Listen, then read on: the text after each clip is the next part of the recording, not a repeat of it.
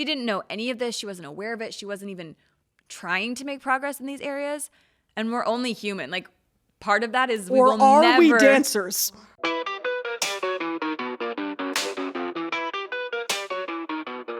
Almost dying taught me how to live.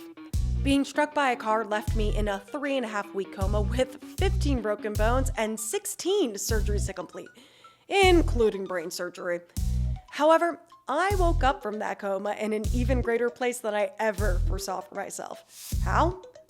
The universe will guide you out of the darkness and into the light if you allow it.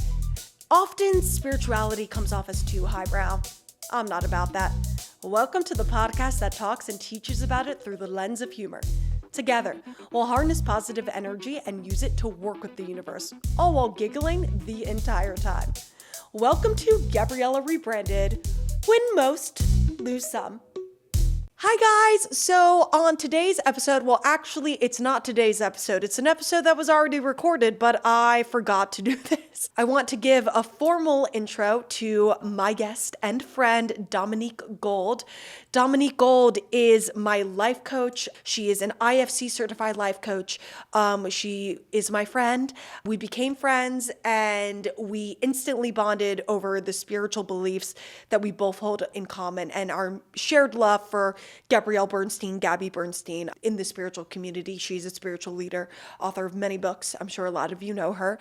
And I would always complain to Dom as a friend about various things, as you know, girls do and guys do, as we just do with our friends. And then Dom decided to take on life coaching and become IFC certified. And I was like, well, you already talked me through all my problems. I just don't pay you for it. So want to get paid for it and we can have weekly sessions devoted to it. So now she does that for me and she's coming on this and it is such a blessing. The episode is going to be really great. Dom and I have the best energy, the best connection, and I'm really excited for you guys to hear it. This is Dominique Gold. She is my life coach.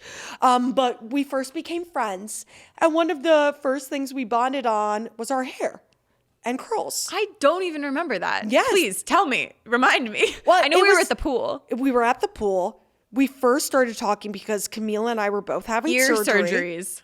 I was having surgeries in general. We were having Camille was surgeries having, in general. Okay. Yes. Surgeries in general. I was having my boobs done. Camille was having her sinuses. Different types of surgeries, Yes. but surgeries nonetheless. The episode I'm recording next week is the boob job episode. Called the boob job episode? Yes, that's what it's going to be called. Okay. But I had this crazy epiphany. Like, I might have voiced did you about it? About like literally applying the story of my boobs and the boob job and the boob bleed. That was another incident. The boob what? Bleed? Do you know my boobs? Oh, wait.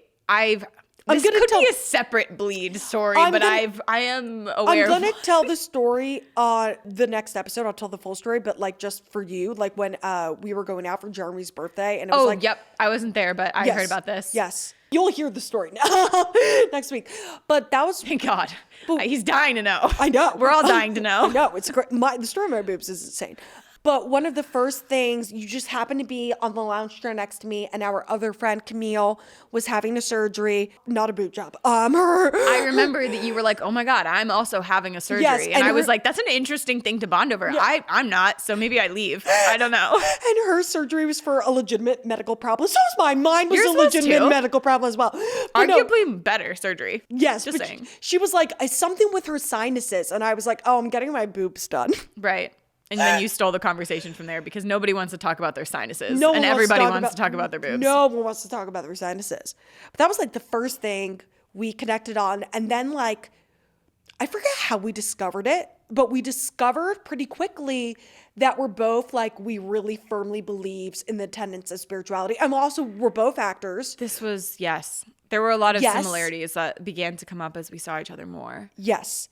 We're both actors and we're really interested in the same tenets of spirituality. We're really big Gabby Bernstein Somehow fans. She came up. I think maybe one of us had the book out or somebody else was reading it and we went off. It somewhat came up, but that was like the start of it all. And I think what's really interesting, and we'll talk about this more, is that Dom and I, as we're friends, again, we both actors, and I've decided to put acting on the back burner so I can focus on this podcast and the book I'm writing, because I feel like that's what I'm being called to do right now. Right. And at basically the same time, you also made the decision to take a step back from acting because you want to focus on life coaching. Yes. And also, I'm writing a book. Not as prevalent as yours, or pressing, I should say, but similar in topic. Yours is a collection of essays, right? Yes, a collection of short stories, essays. But yeah, I remember us talking about this and the decision to do that, because I remember you specifically were like, I don't want it to feel like I'm giving up or I can't be successful doing it, but it's more just that's not my path at the moment. There's something else that is more of a priority that I want to pivot towards, which is always interesting with acting specifically, because I think people assume when you stop doing it, it's because you can't. Yeah, well, that was actually a very interesting part of that conversation. Is I remember one of the reasons why I was really scared about giving up acting is because I was the embarrassment. Yeah. And I was like, everyone's going to say like, oh, she decided she couldn't do it. Yeah. And then you had me think about my own opinion of myself and my view of myself. And I said, and I talk about this in my initial episode, it really was that eye-opening moment for me where I was like, if I went through everything that I went through and I just wanted to do the same things, I just still wanted to be an actor, that would be embarrassing for myself. Like, I didn't have any change in perspective after all this. Yeah. We're both uniquely at this crossroads. And we both sort of decided, well, let me rewind because we'll get to the bulk of the episode. But I want to start by Dom and I know each other. We go to the same gym / co-working space. It's a lot of things. Hi, Matt in Los Angeles. Social club. It's a lot of things. That's how Dom and I know each other. We met at the pool. Up at the pool a year and a half ago now. Wow. Or almost a year, almost which is a year crazy. And a half ago. She's my life coach, and I was kind of her first test client. She was, yeah. The guinea pig. Yes. And now you are in a course to be IFC life coach certified. Yes. I am. And I have other clients now too, but Gabriella was the first. Yes, because you have to have other clients as part of your course yes, I do. in order to get certified. Of course. So she's legit. She's not scamming me. She's not scamming me. Not scamming her anymore. Just at first. She has to do this. What I really want to ask you is, because we met and we bonded over our spiritual, we both had this connection. Yeah, our views. What drew you to spirituality? I think what draws mostly everybody is some sort of hardship. I wish it wasn't like that. I wish I just stumbled upon it when I was in an amazing place in my life. But I really struggled post-grad. I have always been someone where I kind of just like followed the plan in front of me, even when I wasn't sure exactly what I wanted to do. Like I just wanted everything to be right. And so I studied the major that I thought would be the best, and I got the best grades, and I got the job before I graduated and did everything that I like could check off on my little list. And once I actually graduated and I got there, I was miserable. And I have never experienced that. Like I'm a very happy person, but at that time, I truly was so lost and confused because I did everything that I thought I was supposed to do, and yet everything was so hard and bad for me. And it was at that time where I was kind of at another crossroads where it was like, okay, do I just forge forward and continue doing this and learn to accept this and honestly be kind of unfulfilled and pretty unhappy? Or do I do the scary thing and kind of wipe the slate clean, start over, like redefine myself and what I think success is and what I want, and kind of step into that unknown? So it was at that crossroads where I actually had a really, really pivotal conversation with a friend who had gone through something similar. And she told me about the book, The Universe Has Your Back by Gabrielle Bernstein. And I was desperate at that point. I was like, okay, she sounds great. Like if she was in my shoes, I will try anything. Like it was the perfect time for me to read that. And it changed literally my entire life. Sounds so dramatic, but it's not at all. It changed my life. It changed my whole life. And We from wouldn't be then on, recording this it's just without been like completely 180, a new direction. And I'm really glad that all that happened. I can't imagine where I would be without that one conversation, though, with my friend. I think about it all the time. I wasn't even going to call her that day. I was just like so sad, but it was meant to happen. You got it because you were ready for it. You get these things when you're Yeah. ready for them. Now, you grew up in Northern California. Yes. You went to college, South Carolina. South Carolina on the East Coast, and now we're in LA. Yes. I assume you came to LA to pursue the acting thing. Interestingly, I didn't. When I was really unhappy post-grad in that period of time, Yes. I was in San Francisco and I just wanted a change in general. I just didn't like it there. I needed like a radical change with all areas of my life. And honestly, it was the weather, as cliche as that sounds. And yes, I wanted to pursue acting, but I could also have done that like in Atlanta where all my college friends were, which was another place. So it wasn't mainly because of that. I just wanted to be here, honestly. I like California. I like it here. You like it here? Yeah, I do. Well, I really do. I'm glad you came here because that's how I found you. I'm glad I did too.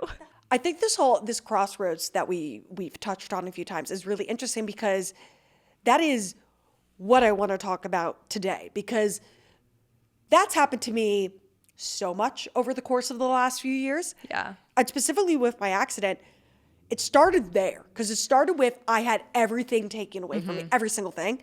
And I was like, where do I go? And I was frantically for a while, like just trying to make things work.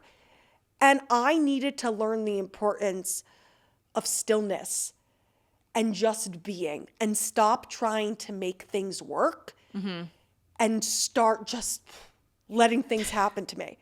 So I did that and I was in a really good place for a bit. I mean, I'm still in a great place. I was always in a great place. But I mean, I wasn't at a crossroads. I was like good for like, Right. I don't know how long, like a little over a year. I was like good. And then I came to another crossroads this summer. And this summer, the crossroads for me was that it was a lot of things. It was like stuff coming to a head with friends. I was moving. I was in litigation for a period of time after my accident, and that had finally ended. So it was like, before that ended, I was so restricted in what I could do. Right. And now, like, it was all open and I could do whatever I wanted. And it was like, what do I do? Where do I go? And that's the one thing that I think is similar, both as it pertains to my accident. Initially, it happened, crossroads number 1 and crossroads number 2. When we get to these crossroads in life, albeit in losing a relationship that you think defines you, or not getting the job that you really, really, really want, or something as drastic as like some sort of accident or whatever, we wind up in these places and it's like, well, fuck. I know what's wrong. Yeah. I know what I need to change. I know, but where do I go? How do I do it? It's like uncertain the way forward for sure. Yes. And I think so much about life and growing up, especially like being in your 20s, is being comfortable, being uncomfortable. You've been so instrumental in all that I learned. So Thank you. how did you first find allowing yourself to be uncomfortable, being uncomfortable when you didn't know what to do, trusting stillness and just being?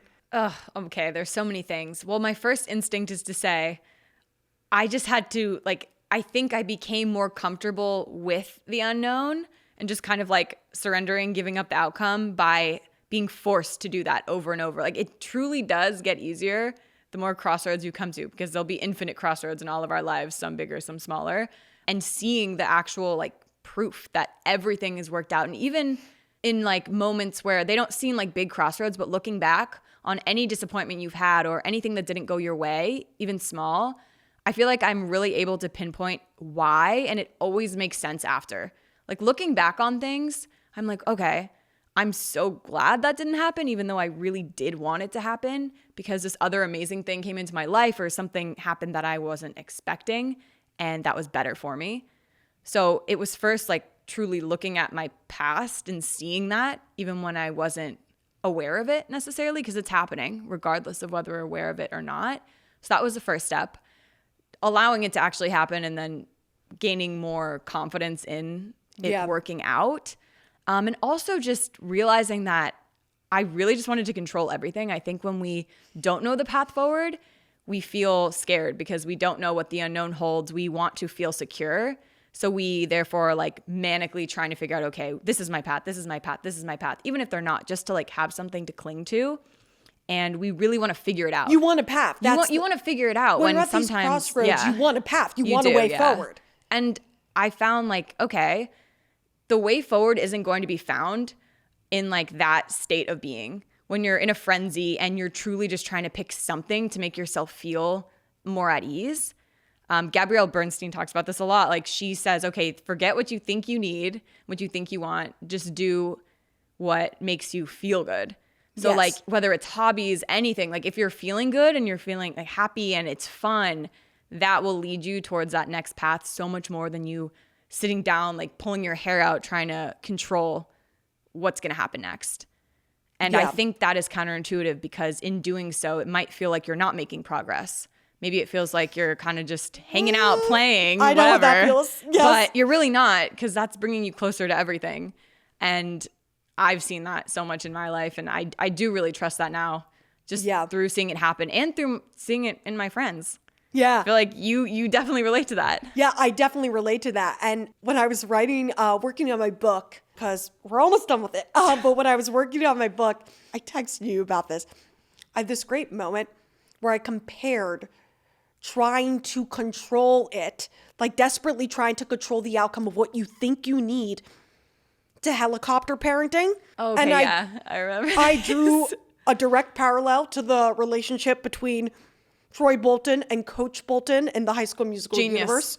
So for those who are not familiar, basically, when we try to control too much, we are helicopter parenting the universe. And look at the High School Musical series, okay? Troy, he thought he was going to play basketball, and Coach Bolton, his father, Troy was going to play basketball. That's what Troy was going to do. He was team captain. That's all Troy was ever going to be. Then Troy meets Gabriella, but with one L. I didn't even make that connection. I know. He discovers his love for music, the theater arts, and for Gabriella. And he's like, well, why can't I do both? And in high school, this is okay. But then in High School Musical 3, senior year, what happens? It's time for Troy to go to college. And they all think he's going to go to the University of Albuquerque. That's his, which I don't know if that's a fictional university. I haven't even seen the third one, so like I'm at the edge of my seat. What does he pick? And that's like been his plan for the last 18 years of his life, that he and his best friend Chad, that's Corbin Blue, Chad, they're going to go to the University of Albuquerque and they're going to play on the basketball team.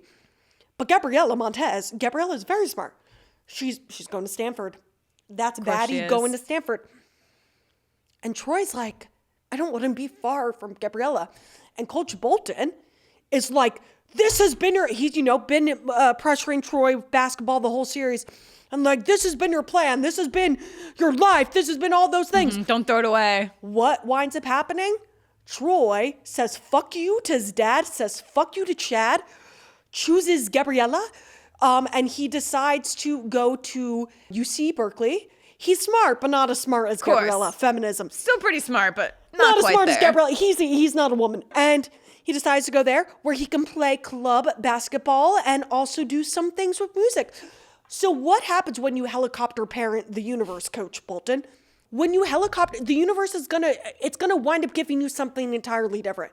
The universe is not like being helicopter parented. No one likes being helicopter parented. And another thing I compare it to is that, like, in the workplace hierarchy, right? Mm-hmm. The universe is the CEO. And we're like VP level. Like, we're like, our opinion matters a lot. Nice. Our opinion is valid.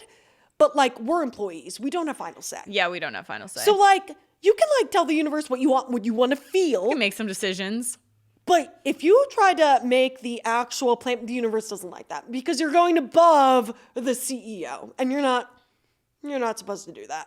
When you do that, oftentimes, I mean, you feel it, right? Like, people aren't happy. Whether they put on a mask that says they are, but they're not. And you know when you're off path, like something, I feel like your intuition can always tell you. It's just really scary to change. And I don't think a lot of people do. They don't always listen because they want their own path. They want what they think is right, when we don't always know. Well, that's the next thing I wanted to talk to you about, is the ego versus the soul. Our ego is us wanting to think that we are right and the universe is wrong. Mm-hmm. But our soul knows love and light. It knows the correct way of being, so to speak. If you can call it correct, I don't know. But I don't think what we're meant to do. Our purpose. What we're meant to do. And I feel like you're very good at articulating the difference between ego and soul. You kind of taught me how to. Well, thank you. I appreciate that. Yes. I'm glad it was helpful. Yes. I think the distinction, once you start paying attention to why you're doing things, is pretty clear. I mean, our ego, it really cares about the opinions of others a lot. It's how things are going to look and be perceived. I mean, think about like me acting deciding, yes. or, well, what if I quit this job and I do something so random? What are people going to think? Yeah. And it's also fear-based. The ego is constantly being fed by fear. Yeah. So if that's what our decisions are being led by, it's our ego. When it's our soul and our purpose, things should feel, we just know. Like there's just a sense of knowing where you feel at ease and calm. And it might not even make sense. Like you could be thinking, oh, I want to stop acting and have a podcast and write a book. And maybe that doesn't make any sense logically, or people have no idea why, but it doesn't deter you. Like it feels right. Yes. And I think you do have to be in touch with yourself to know the difference between those two things. A lot of people aren't in touch with their intuition and just themselves. So if they don't take the time to like be with themselves and reflect and think, they might misinterpret those cues differently. But when you do take that time and get to know yourself and work on what that feels like, that yes, it's pretty easy to differentiate. Now, making that decision might not be easy, but knowing what you should do or what feels right to you should be easy when you get used to it. Yeah, to take the next step. And that's also a really hard part of trusting your intuition. Yeah. That I've really had to work on is sometimes you just feel something, whether it's the decision to get out of this relationship, the decision that this friend is... And you have no proof. You've no proof. And you're like, what the fuck? You need to leave this job. Yeah. And you have no proof, but you just know. How do you get to that place of trusting yourself, but also not needing the proof? How do you become, because like I'm someone who, I'm an Aries, I really want to be right. I want the facts. I want the data. You want to know before you move. Yes. I think that's a work in progress. I mean, it's difficult for me even still, but like you said, there's been so many instances where I have this really strong gut feeling, but I don't have the proof. And yeah, I haven't listened to it, but what I find is you'll always get the evidence. It might not be immediately when you have the feeling though. So you can have the feeling, ignore it. Eventually you will get the evidence. And I think people always are like, wow, I wish I would have listened to how I felt, or I wish I would have done that. And it's not too late, right? Like you can always make the change, but I think your life would be a lot easier and more in flow if you would have made it when you had your initial intuitive feeling about it. I mean, I've had this in like a silly example, dating. You like go out with someone and they're great. There's nothing wrong with them. You just, I don't know. I've had feelings, such strong feelings where I'm like, they're not for me. And I didn't know why. And I'm like, but I don't want to write them off. I think we rationalize so much when we have those feelings, because sometimes we also don't want to do what that feeling is saying. Like, oh, I want to keep going out with this person, or I want to stay in this job. It's easier. It's exciting. Yeah. And I've ignored it. Always down the line have I been like, okay, now I know why. I didn't know it then. I knew it intuitively, but I didn't have the reasons listed out. So I think seeing that for myself so many times, again, it's like proof. Like you prove it to yourself throughout your life. Yes. Look for those examples and you can say, okay. And then when you do trust yourself, it's just always so much more natural. I mean, it's a work in progress. Yeah, for me too. I've had to really, really work on that one. It's definitely hard when you feel a little insane, because you're like, I know. People ask you why, and you're like, I can't tell you. Like, but trust me. Like, I just trust myself. That's hard when people are asking you, when others are asking you for the evidence. But I've had so many rewarding moments where I'm like, I just know. And then later it comes to light. And you're like, yeah, you're like, everybody? See? I said it. Yeah. I said it. I do think also, and I know we've touched on this in our sessions together a little bit, like we weaken that inner voice so much just in everyday mundane things. Like I don't know how it is for men. Maybe it's a little less, but I know as a female, we check with our friends on everything we do. Like, everything. Should I wear this? Should I text this? What do you think this means? Like everything we get an input on. And I'm not saying advice is bad, because advice can be great and helpful. And I always consult my really trusted friends. But I think we need to be careful about who we ask and also how often, because by doing all those things by themselves, they're not inherently bad or wrong, but we learn to just rely on, like, we take all of this evidence and it can kind of muddle our own inner voice. If we can just start making everyday easy decisions on our own that do not need to be consulted, that would really strengthen, I think, our trust in ourselves and our intuition. And it starts with those things.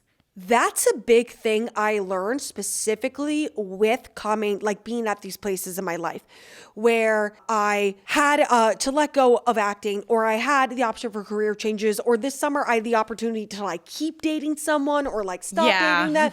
I remember. Yes. Like, I think one of the biggest things of these like crossroads, so to speak, is learning that you can't go to everyone for everything. And something that I talk also a lot about in my book is that not every friend you can go to for everything. And that's fine. Yeah. You can have many friends. But I have friends who like I won't go to for advice on guys. I have friends who I won't go to advice on like dealing with my family. Like, you know, people have their purpose. Everyone sort of has their purpose. And I think it is important to be more, especially as we get older, like our levels of consciousness are not the same as our friends. And like, I feel like in post-grad, you really see that. Like, which of our friends still kind of... The mindset, the lifestyles, things really start to shift. Yeah. And you have to learn like, oh, in college, I could go to this person for everything, for XYZ, when we were living very similar lives. Right. But now that we're living different lives, I don't actually think I'm getting solid advice from this person on this specific area. Because when you're at a crossroads, whether it's choosing to, are you going to get out of this toxic relationship? Are you going to start to explore this new career endeavor? Are you going to finally set the boundary to not talk to this person or stand up to your boss at work and like have your limits? Like, we almost want like approval from everyone that we're the validation, that we're making the right choice to do this thing, to either pivot into this new career or embark on this new hobby. I definitely resonate with that. I mean, I still struggle with that. It really just stems from like, if we don't trust ourselves fully, which most of us don't, why would we when we're told to constantly seek advice, when we're told that people who are older than us know better? Like, we're not really taught to trust ourselves as much as I think people assume we are. But needing that validation, for me, it's more, okay, I have an idea of what I want to do. Now I need everybody to agree with me so I can say, okay, yeah, that is right. I think it's so powerful to not need any of those external voices. You can still share it with them, but it shouldn't sway you. And for me in the past, like, it really has swayed me, specifically parents too. I think as you get older and you're in your 20s, you learn with adults and your parents, okay, they might not agree with this, but that also doesn't mean it's wrong, and it doesn't mean that they're right. And I've gone through a lot of things where my parents have very, very much not been for what I'm doing, or they're worried and they're scared, and they're like, but your security, you know, specifically in that tough time post-grad, I ended up quitting a job with no other job. They were really not a fan of that. But I knew, and that was kind of the first time that I didn't care what anyone else thought about that. And I had to trust myself. I think it's easiest to do that in times where it's really difficult because nobody else knows what you're experiencing. And there comes a time where like staying is harder than changing. There's a tipping point. Yes. Real quick, I want to talk about that more because that's very interesting. You left your job and you did not have another job lined up. I left my job. My college boyfriend and I broke up. I wanted to move. It was like, I find myself doing a lot of things at once during my crossroads. It's like one thing happens and I'm like, awesome. I have momentum to do like 10 other things now and we're just going forward, which is good, but also can be overwhelming. I've gotten a lot better at it now. But yeah, I was miserable in my job, even though I was like top performer. I was getting promoted. I was making money. I lived in a cool place in San Francisco, had a long distance boyfriend from college who was playing football still. And everything like on paper was great. I was the most unhappy I've ever been. Literally nobody supported me in wanting to quit, move, do any of those things, which shocked me because I was like, if they knew how I felt, surely they must. How could they not support me? But people are also so bound by their own fear and only what they know. So, I mean, my parents, as well-intentioned as they were worried for me. Don't quit your job. It's easier to get a job when you have one. That's such a common expression I hear all the time. And I hate it because if you're so unhappy, like I disagree. Obviously, of course, you need to have a certain level of security. And I was lucky enough to have savings, but I've had a lot of friends who have been very, very unhappy and stuck, and their parents have really, really not been in support of it. And you tend to trust that advice, right? They're older, they've been through it. But Yeah. I'm like, hey, you know what you have to do. Like if you feel so unfulfilled and so down, I also don't think you're going to attract another opportunity. Like you need to get right with yourself first. So I did that, and I had no idea what was going to happen, and everything worked out so much better than I could have planned. So you're like a trailblazer of sorts. You like really. I mean, I tried. No one was supporting you. Actually, I was interesting. I was just talking with someone about this like a few hours ago. We were talking about how new opportunities and great things whether that's new relationships, new career opportunities, new friendships, all that stuff can't come in if you are still holding on to any of the old stuff. And like this woman specifically was telling me about how her and her ex, she was still kind of seeing him, that situation. Oh, I know. I get it. And she eventually was like, if I don't fully axe this man, nothing's going to come in. And she was like, as soon as I left him, she was like, it's not that a new man showed up. I'm not saying girls need to be dependent on men. She goes, as soon as I left him, career things started happening. Like she goes, I met all these new friends. And she was like, but that only happened. And she was like, it was almost when instant. It was full. I basically just went through the same, not just, but recently in this last year, same exact thing. And I think we're so good at convincing ourselves that we've let go of things and that we've just surrendered when we really haven't. Like, oh yeah, I'm over this person, but I'm still secretly kind of hoping that things work and we'll talk here and there. That's not surrender. I convince myself of this all the time. I'm like, I'm good. I'm over this. I'm letting this thing go. And I'm not. Exactly what the woman you were speaking to said happened. As soon as I fully surrendered, and that's like the hardest part, right? Because you can kind of partially surrender. It doesn't matter. It has to be all or nothing. Everything changed. Yes. Literally everything. Yes. That like my life has been completely different in the past 5 months because I had this like feeling of momentum once I did that to make all these other changes, and all these amazing things came in, and I was like, wow, when will I learn? When will I learn to just let things go so much sooner so this can happen? Because it takes a long time sometimes for us to do that. Yeah. I mean, that was true with my accident. When I finally had my moment where I went on my Love Your Brain retreat in March 2023, and that was really the catalyst for like my spiritual growth. And for 20 months, I had just been trying to fit back into the same life, and it wasn't working. I've been trying to do the exact same things that Gabriella 1.0 was doing, be friends with the exact same people, and it wasn't working. My career opportunities, nothing was going my way. Surgeries were even going wrong because it was focusing. And it was only when I completely surrendered and just gave up and was totally still that like, I met a bunch of new friends.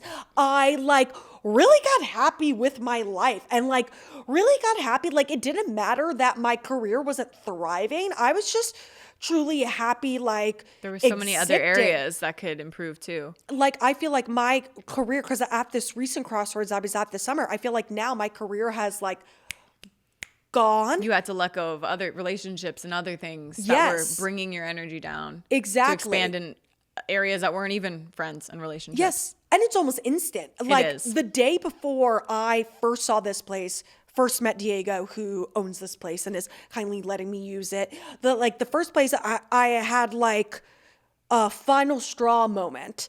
And like literally the day before I came to this place, which is just insane. And I was like, I needed to have that final straw moment and officially let go of X to have all this. It's so funny that way. I mean, again, I always say, I wish I would have done this sooner, but everything truly is happening exactly how it's supposed to. And if it's not as soon as we want, it's because we're learning something that we needed to learn, or perhaps a lesson that wasn't cemented before. So we need to go through it again. And yeah, that's frustrating, but also it's just what we need.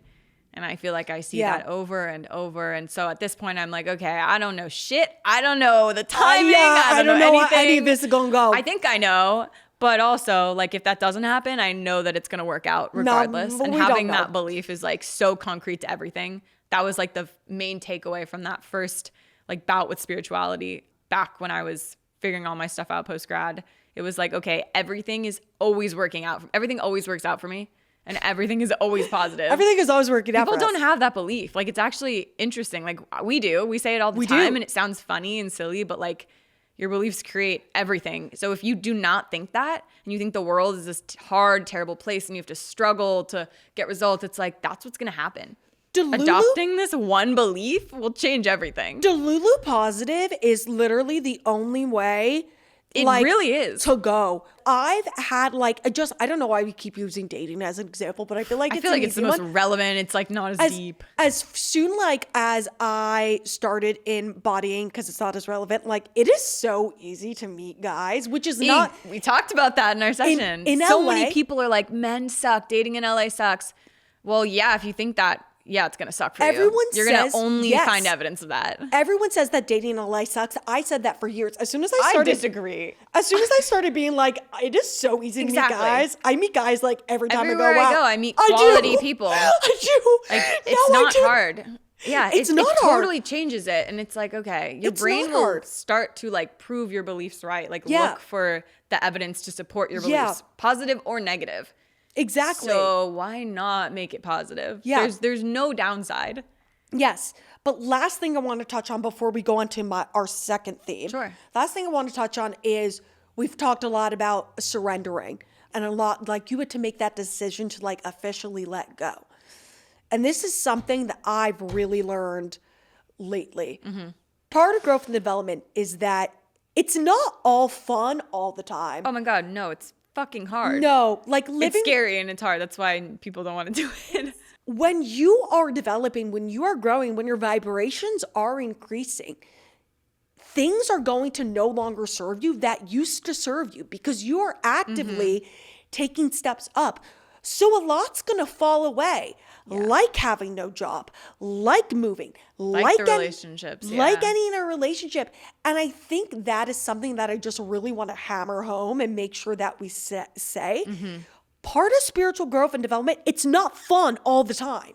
It always turns out okay and amazing, I would say. But yes, it's difficult to make those decisions once you feel called to. That's never easy, right? You have to explain yourself to other people. You don't know what's going to happen. That's scary. We want to feel comfort. And then exactly as you said, in making those decisions or even without making those decisions, because when you start raising like your vibration and your energy and you're elevating yourself, even if you're not actively making radical change, people that are not in that same energy will not be in your life. Things will not work the same. Yeah. So again, it might not even be like you're actively changing. Things will just start moving away. And you'll start seeing that like people that like you were really good friends with and you really did fit with.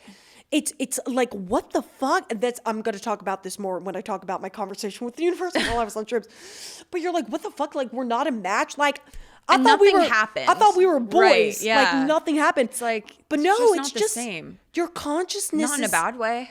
It's not in the bad way. You're just vibing at different levels, and it's neither is wrong or right. It's just different. I've definitely experienced that where I feel like I'm going through like massive phases of growth and I'm doing really well. And not to say that my friends aren't, but it's just it's different. And I've noticed like, oh, they're not reaching out as much, we're not as close. And it made me sad. And then I was like, they probably also are like, they don't know it as much as I do, like the why, but I'm sure they're probably just feeling disconnected as well. And the reason is we're not in the most compatible place right now. And it's not bad or good. That doesn't mean you can't be friends with them. Doesn't mean that they're a bad person. Doesn't mean that they're also not growing and going through their own journey. But it's on both sides. It's not just us feeling that way. Like other people feel it too, whether they identify the why or not. Yeah, exactly. Other people feel that too. And it's like, for example, like it's not like I'm not friends with somebody that I can't go to and tell them all my like times I fuck guys. Like it's not I said, but it's not like that's again, we're using the dating. No, but it's just like, it's not like if there's somebody that I don't want to discuss career things with, it's not like they're no longer my friend. It's not like that. It's just natural. You can try and force it and try and control it, or you can just let it happen. And I've done both. So I've done both. And then sometimes people do fall away. Yeah. But I was upset about something in a particular situation. And this was a particular situation that had been making me upset for a while. It's one of the things that was at my crossroads. I had this conversation with this person, and it was like this thing kept arising. And I had a conversation with this person, and I was just like in tears. Like, I'm just like, I don't know why it just won't stop. Like, I don't know why, like, you just won't leave me the fuck alone. And they said to me, like, I'm really sorry that you're going through it. And like, I had this sort of like moment where I claimed, and I was like, I am not going through it in any other area of my life. And every other area of my life, dating, friends, career. I was like, in my career, in dating, in new relationships, and in old relationships, and in old friends, fitness, that's all going excellent. I am not going through it. And that was like sort of like claiming that and like realizing like, oh yeah, this one area, this one piece is making me so uncomfortable and so upset and draining my energy. But It's not everything. But if I focus on all these other things, Yeah. I'm doing great in all these other places. And that's what we should be focusing on. We should be focusing on what's thriving. It's easy to forget when Focus on things are positivity. tough. But yeah. Yes. To remind yourself of all the things that are going well. Yes. Focus on positivity. Because there's always things that are going well. And now we've said all this. Which leads us to theme 2, which is an SOS. When you want to send up an SOS, you've listened to this episode, you've taken up my Rex, you read The Universe Has Her Back, and you're like, oh, I know. Changed your life already. It changed your life. Like it changed ours. And you're like, making sure okay. It's not the boob episode yet, It's Gabriella, not the boob relax. episode yet. It's not that. That's next week. You're like, I know, I do my meditations. I know all the ways I'm supposed to be thinking. And then something happens that rocks you. It could be with a person. It could be with a situation at work. It could be something with her family. Something happens that rocks you. This is one of the things that this happening every October. It's the year anniversary of my accident. And every October since my accident, it hasn't been that many, but every October since that accident, it's a hard month for me. And I am not thinking the way I'm supposed to be thinking. And at my crossroads experience this summer, I was not thinking the way I was supposed to be thinking. And I was like saying really not spiritual correct ways. And I was like, Gabby would not be proud of me, Gabby Bernstein. And I was like, I am not love and light. And I was like, but no, I remember this. Yeah. You have these moments where you're like, I know how I'm supposed to be. I know how I'm supposed to be thinking. And you think you failed as a spiritual student. And you're like, I've done all this work. I've poured all this hours into meditation and affirmation saying, and it's all for nothing. I failed as a spiritual student. The SOS goes up for forgiveness for failing.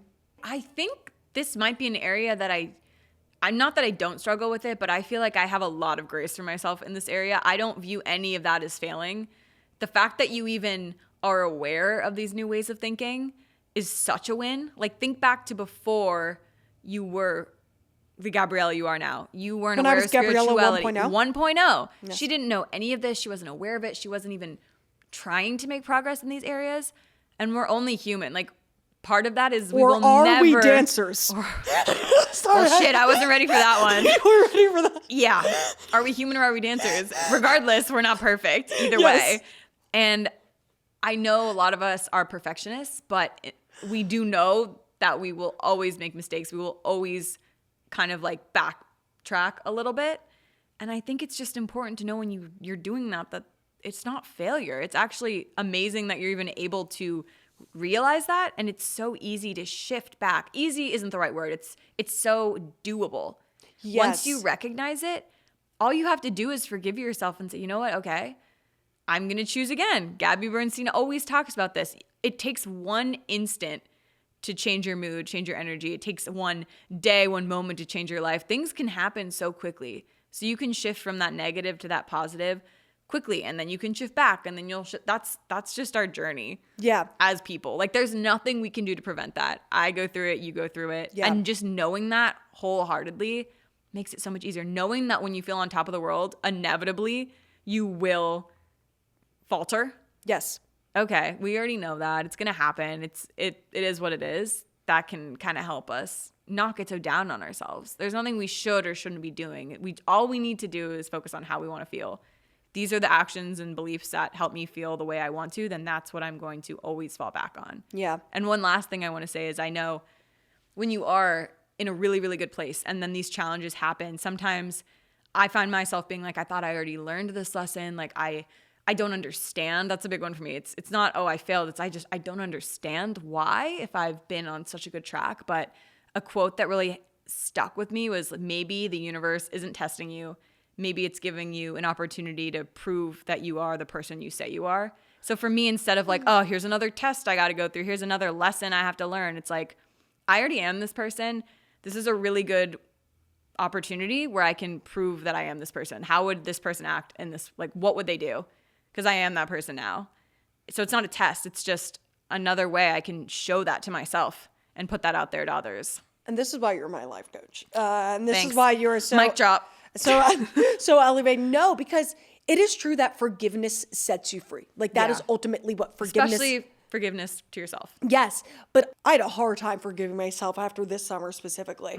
Like I really had to embody that forgiveness sets me free. And something that I've really learned throughout the discovery of my spiritual spiritual journey, my spiritual awakening. And I knew this before this summer, but this summer it was really hammered in, is the goal of spirituality and the goal of being a spiritual student is not to think the right way 100% of the time. Yeah. The goal of spirituality is to get back to thinking the right way as quickly as possible. Exactly. It's that shift when you find yourself in those darker moments, recognizing it and being like, okay, now I have the tools to get myself out of this. And it might not be instantly, like I said. Sure, that's possible, but maybe it takes a day. That's okay. In the past, God, it would take me weeks. Oh my God. Months. Like, who knows? Now I'm like, okay, I can really, even within a day, that's such a win. Any improvement is a win. To really feel the emotions and let go of them, you have to let yourself fully feel them. Like if you put any of it down, it will always be like attached to you in some way.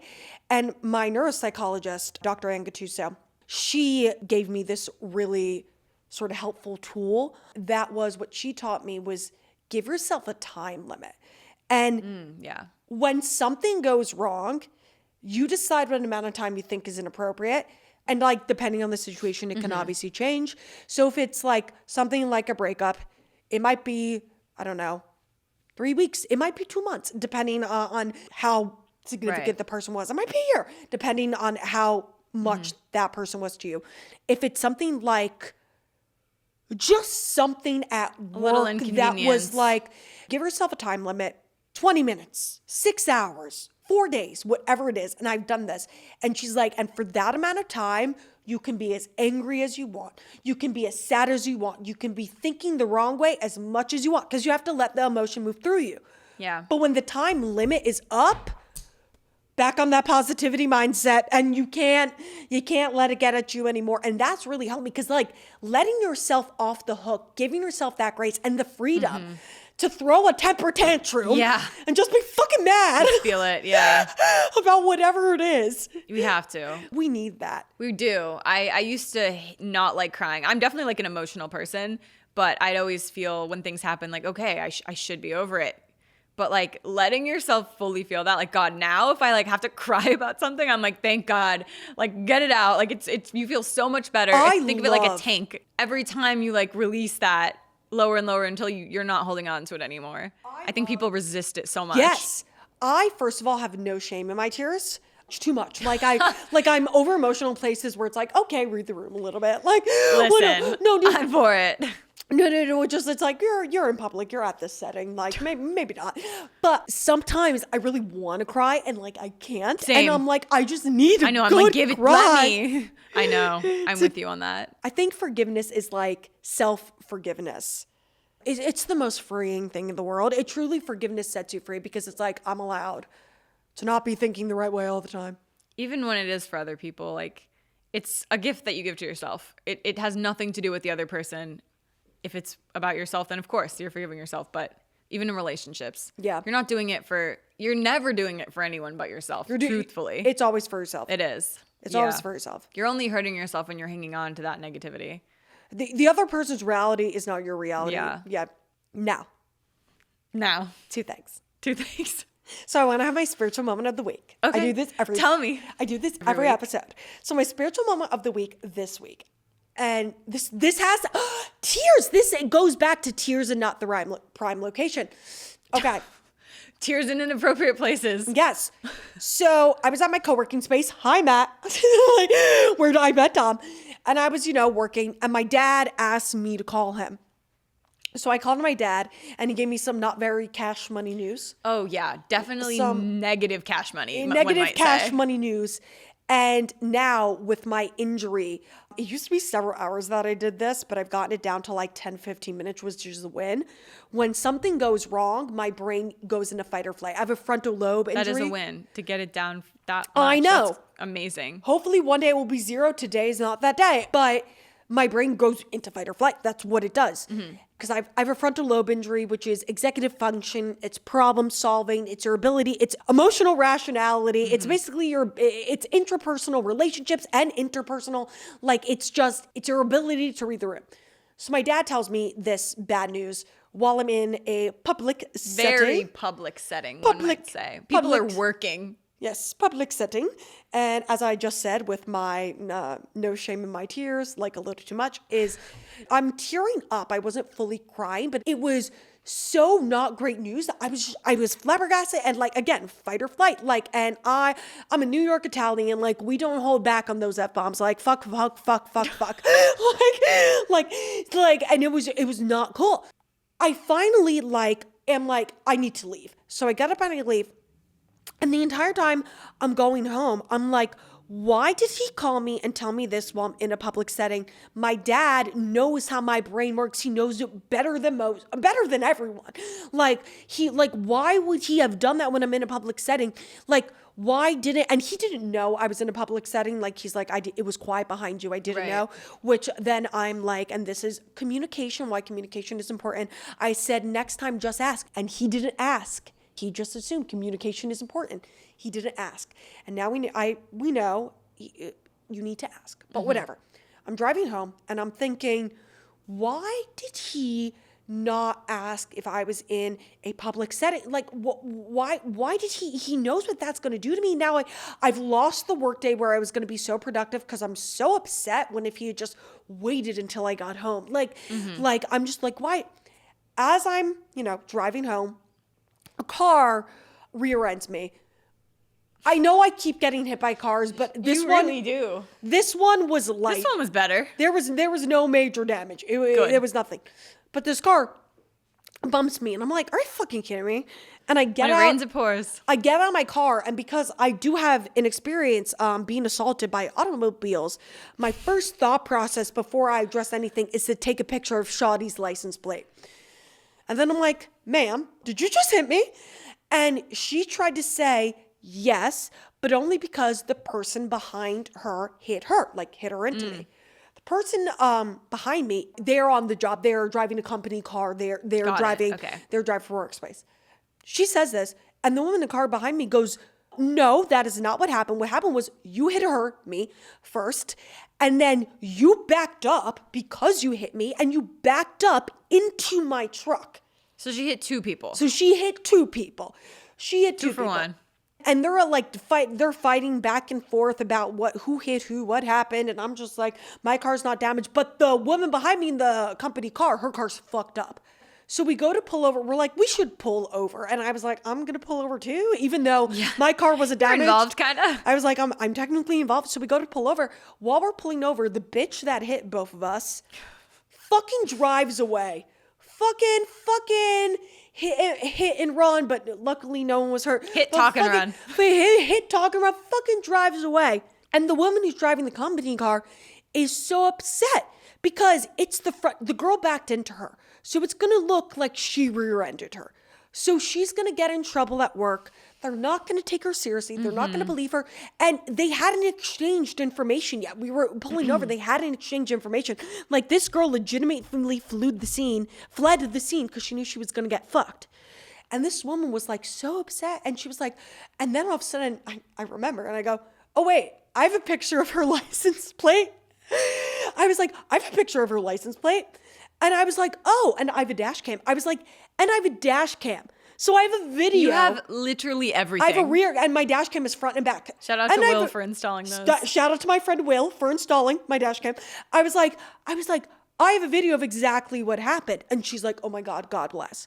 So I have the license plate, give that to her supervisor, and I'm able to share the video because I have be there. I have it clear as day that this girl hit me, then backed up into the company car. So I probably saved this woman. Saved her job. So I probably saved her job. And now, she can get her car because she can go and track it down. She's not paying for this car. Yeah. She's not paying for this car. She can go handle this herself. And I was meant to be there because if I'd have been there, who knows if this accident would have happened. We don't know what would have happened. We don't know, but you were there and you helped. I was there. And if I had not been there, I really, really helped someone. And that's why we're here. We're here to bleed positivity into the world. That's why I have this podcast. That's why I'm writing my book. And I really, really helped someone. I'm sure it helped you too. Like you were in not a good mood. And to be able to do that for someone else and be like of service only makes you feel better too. I was in a terrible mood and people did really fucked up shit to me. And that was me saying, I'm not stooping to that level. I'm going to be a good person. Because I didn't have, if I was a selfish motherfucker, I didn't have to take the time out of my day to have a conversation with her supervisor. You could have driven away. Give a statement to the police, get all the footage. I didn't have to do that. But because I took a couple hours out of my day, which doesn't sound like the biggest thing, but people in their 20s can be fucking selfish. I took a couple hours out of my day to handle this situation that was purely helping someone else. It wasn't for me at all.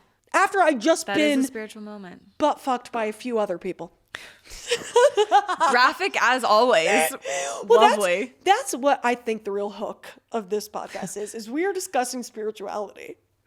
Graphically. but it's fun. It's a good time. In a way you've never heard it before.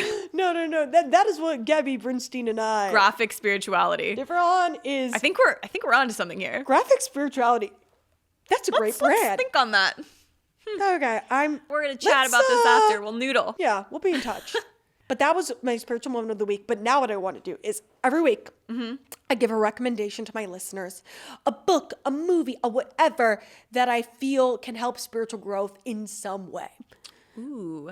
And I've decided, and you're my first guest, so you're the guinea pig, that when I have guests on, I'm gonna ask guests, what's your rec? So. One of my favorite movies, it's a comedy movie. It's called I Feel Pretty. It has Amy Schumer in it. It's hilarious. I think not only is it so funny, it is such a powerful, uplifting movie. I honestly watch this movie anytime I'm feeling down. If I'm ever feeling kind of insecure, I think this movie is incredible. Essentially, the theme is Amy Schumer plays this really, really insecure, doubtful woman who is not going after what she wants, struggling in dating, kind of dead end job. Nothing's really going right for her.